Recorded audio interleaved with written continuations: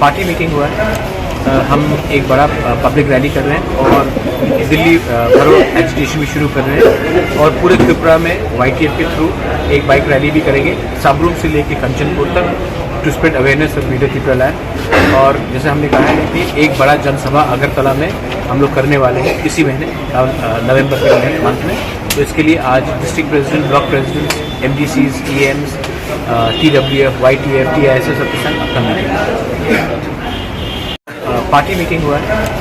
हम एक बड़ा पब्लिक रैली कर रहे हैं और दिल्ली भरो एजिटेशन भी शुरू कर रहे हैं और पूरे त्रिपुरा में YTF के थ्रू एक बाइक रैली भी करेंगे साबरूम से लेके कंचनपुर तक to spread awareness of video Tripura land. और जैसे हमने कहा है कि एक बड़ा जनसभा अगरतला में हम लोग करने वाले हैं इसी महीने नवंबर के मंथ में। तो इसके लिए आज district president, block presidents, MDCs, EMs, TWF, YTF, TISS सबके संग अपना मीटिंग